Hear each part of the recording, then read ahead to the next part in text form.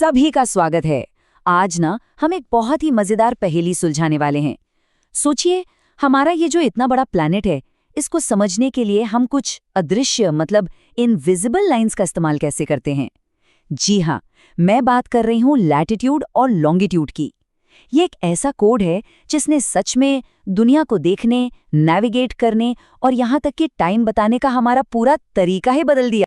तो सवाल ये उठता है कि भाई 510 मिलियन स्क्वायर किलोमीटर की जमीन पर किसी एक खास जगह को कोई कैसे बता सकता है। मतलब एक पिन पॉइंट लोकेशन कैसे पता चले, है ना ये एक बहुत बड़ी पहेली। और जानते हैं, इसी एक सवाल ने सदियों तक बड़े बड़े खोजकर्ताओं और वैज्ञानिकों को सोचने पर मजबूर किया। और इसका जवाब जितना सिंपल है उतना ही शानदार भी। तो देखिए, आज हम इस पहेली को स्टेप बाय स्टेप कैसे सुलझाएंगे। सबसे पहले हम अपने प्लैनेट को एक पजल की तरह देखेंगे, फिर समझेंगे ये हॉरिजॉन्टल ग्रिड क्या है, यानी लैटिट्यूड्स। उसके बाद वर्टिकल ग्रिड, लॉन्गिट्यूड्स की बात करेंगे। फिर देखेंगे कि कैसे इन दोनों से किसी भी लोकेशन का पता लगाया जा सकता है। और हाँ, ये भी समझेंगे कि लॉन्गिट्यूड से टाइम का क्या लेना देना है। और आखिर में हम सब एक साथ टाइम कैसे मैनेज करते हैं। तो चलिए शुरू करते हैं। अब देखिए, किसी भी बड़ी चीज को अगर समझना हो तो सबसे अच्छा तरीका है कि उसके एक छोटे मॉडल से शुरुआत की जाए। और जब बात पृथ्वी की आती है तो हमारा सबसे बेसिक, सबसे पहला टूल क्या है, वो है ग्लोब। तो ग्लोब क्या है? देखिए, ये सिर्फ एक गेंद नहीं है, ये हमारी पृथ्वी का एक बिल्कुल सच्चा, एक मिनिएचर मॉडल है। इसी की वजह से हम अपने इतने बड़े प्लैनेट को एक मैनेजेबल साइज में देख पाते हैं। कौन सा महाद्वीप कहाँ है, कौन सा महासागर कितना बड़ा है, ये सब समझना एकदम आसान हो जाता है। और एक मजेदार बात, हमारी पृथ्वी ना एक परफेक्ट गोला या स्फीयर नहीं है। असल में ये नॉर्थ और साउथ पोल्स पर थोड़ी सी चपटी है और बीच में से थोड़ी बाहर की तरफ निकली हुई है। इस खास शेप को जियोइड कहते हैं। ये एक इमेजिनरी झुकी हुई लाइन, जिसे एक्सिस कहते हैं, उस पर घूमती है। पता है, ये 23.5 डिग्री का झुकाव है। इसी की वजह से हमारे यहाँ मौसम बदलते हैं। और एक बात हमेशा याद रखनी है, ये घूमती हमेशा वेस्ट से ईस्ट की तरफ है। ठीक है, तो अब थोड़ा और डीप में चलते हैं। बात करते हैं हमारी पहली इमेजिनरी लाइंस की। इन्हें कहते हैं अक्षांश या लैटिट्यूड्स। अब इसे याद रखने का एक बड़ा आसान तरीका है। लैटिट्यूड मतलब लेटी हुई लाइंस, सिंपल। तो ये जो लेटी हुई लाइंस है, ये ईस्ट से वेस्ट की तरफ चलती हैं और एक दूसरे के एकदम पैरेलल होती हैं। मतलब ये कभी आपस में मिलती नहीं हैं। आप ऐसा सोच सकते हैं कि ये पृथ्वी के चारों ओर लिपटी हुई रिंग्स की तरह हैं। और इनका काम क्या है, ये हमें बताती हैं कि कोई भी जगह इक्वेटर से कितनी नॉर्थ में है या कितनी साउथ। अब इन सभी लैटिट्यूड्स में से जो सबसे ज़रूरी है वो है 0 डिग्री लैटिट्यूड, यानी हमारा इक्वेटर या भूमध्य रेखा।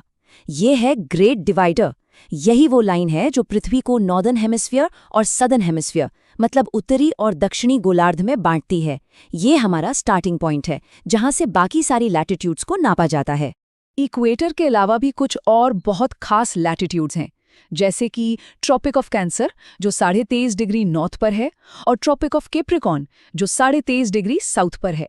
फिर आता है आर्कटिक सर्कल और अंटार्कटिक सर्कल, और सबसे ऊपर 90 डिग्री पर नॉर्थ पोल और नीचे साउथ पोल।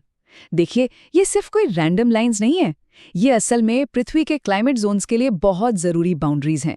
और इसी से हमें पता चलता है कि लैटिट्यूड सीधे सीधे पृथ्वी के हीट जोन्स कैसे बनाते हैं। जो ट्रॉपिक ऑफ कैंसर और कैप्रिकॉर्न के बीच का एरिया है, यानी टॉरिड जोन, उसे सबसे ज्यादा एकदम सीधी धूप मिलती है।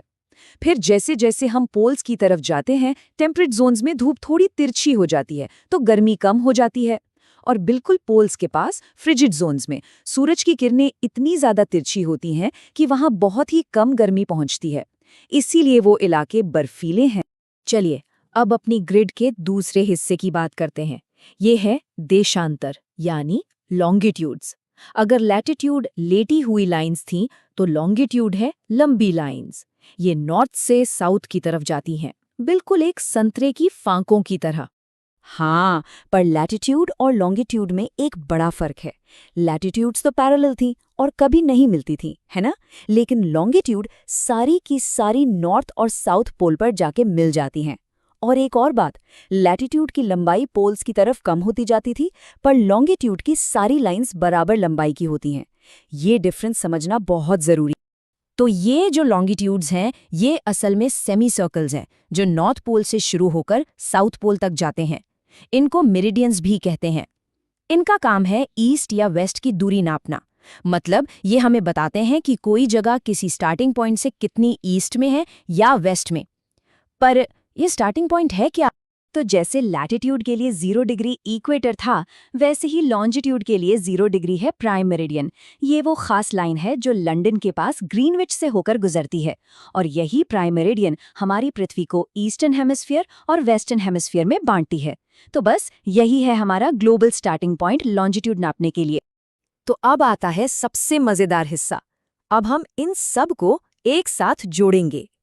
हमारी हॉरिजॉन्टल लाइंस भी तैयार हैं और वर्टिकल लाइंस भी। अब देखते हैं कि ये दोनों मिलकर हमारी उस शुरुआती पहेली को कैसे सॉल्व करती हैं। तो फंडा ये है, ये जो लैटिट्यूड और लॉन्जिट्यूड की लाइंस हैं, ये एक दूसरे को काटती हैं और एक ग्रिड, एक जाल बनाती हैं।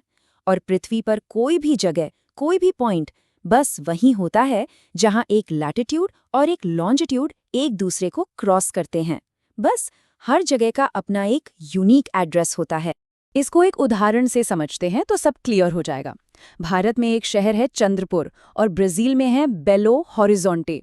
मजे की बात यह है कि दोनों ही 20 डिग्री लैटिट्यूड पर हैं, लेकिन एक नॉर्दर्न हेमिस्फीयर में है और दूसरा सदर्न में। अगर सिर्फ लैटिट्यूड पता हो तो कंफ्यूजन हो जाएगा। हमें लॉन्गिट्यूड भी चाहिए ये जानने के लिए कि वो उस 20 डिग्री की लाइन पर एग्जैक्टली हैं कहाँ। मतलब एक परफेक्ट लोकेशन के लिए दोनों चाहिए ही चाहिए। और ये मत सोचिएगा कि ये कोई पुरानी किताबी बात है। अरे जब भी हम अपने फ़ोन में जीपीएस यूज़ करते हैं ना, तो हम असल में इसी लैटिट्यूड और लॉन्गिट्यूड वाली ग्रिड का इस्तेमाल कर रहे होते हैं। यही वो अदृश्य सिस्टम है जो हमारी पूरी मॉडर्न दुनिया को चला रहा है। बड़ी बड़ी शिपिंग लेन से लेकर हमारे फूड डिलीवरी ऐप्स तक, सब कुछ। लेकिन कहानी यहाँ खत्म नहीं होती। लॉन्गिट्यूड का काम सिर्फ लोकेशन बताना नहीं है, इसका टाइम के साथ, जी हाँ, समय के साथ एक बहुत ही गहरा कनेक्शन है। चलिए देखते हैं कैसे। इसका मैथ्स बहुत सिंपल है। देखिए, पृथ्वी 24 घंटे में पूरा 360 डिग्री घूम जाती है, ठीक है? इसका मतलब हुआ कि 1 घंटे में वो 15 डिग्री घूमती है। और अगर इसको और छोटा करें तो 1 डिग्री घूमने में पृथ्वी को लगते हैं सिर्फ 4 मिनट। बस यही कनेक्शन है। अब यहाँ एक गोल्डन रूल याद रखना है। क्योंकि हमारी पृथ्वी वेस्ट से ईस्ट की तरफ घूमती है, तो सूरज हमेशा ईस्ट में पहले उगता है। इसका सीधा सा मतलब है कि जो जगह प्राइम मेरिडियन के ईस्ट में है, उनका टाइम आगे होगा, और जो वेस्ट में है, उनका टाइम पीछे होगा। बिल्कुल इसीलिए जब लंदन में दोपहर होती है, तब तक इंडिया में शाम हो चुकी होती है। लेकिन इससे एक प्रैक्टिकल प्रॉब्लम खड़ी हो जाती है। सोचिए, अगर हर शहर अपना अपना लोकल टाइम फॉलो करने लगे तो क्या होगा? एक ही देश में पूरी तरह से कंफ्यूजन फैल जाएगा। खासकर ट्रेनों के टाइम टेबल और कम्युनिकेशन में तो बहुत बड़ी गड़बड़ हो जाएगी। और इसी प्रॉब्लम का सल्यूशन है स्टैंडर्ड टाइम। भारत जैसे बड़े देश क्या करते हैं, वो देश के बीच से गुजरने वाली एक सेंट्रल लॉन्गिट्यूड को चुन लेते हैं। हमारे केस में ये है 82.5 डिग्री ईस्ट, और फिर पूरे देश की घड़ियां उसी एक टाइम के हिसाब से सेट कर दी जाती हैं। इसे ही हम इंडियन स्टैंडर्ड टाइम या IST कहते हैं। इससे ये पक्का हो जाता है कि गुजरात से लेकर अरुणाचल प्रदेश तक सब जगह एक ही टाइम हो, जिससे रोजमर्रा की जिंदगी और बिजनेस बहुत आसान हो जाता है। तो ये जो लैटिट्यूड और लॉन्गिट्यूड की ग्रिड है, जो देखने में बड़ी सिंपल लगती है, ये सिर्फ ज्योग्राफी नहीं है। ये एक ऐसा कमाल का सिस्टम है जो लोकेशन, टाइम और हमारे पूरे मॉडर्न समाज को एक साथ बुनता है, उसे ऑर्गेनाइज करता है। और ये हमें सोचने पे भी मजबूर करता है कि ऐसी और कौन-कौन सी इनविजिबल सिस्टम्स हैं जो हर रोज चुपचाप हमारी जिंदगी को चला रही हैं। इस पर सोचिएगा जरूर।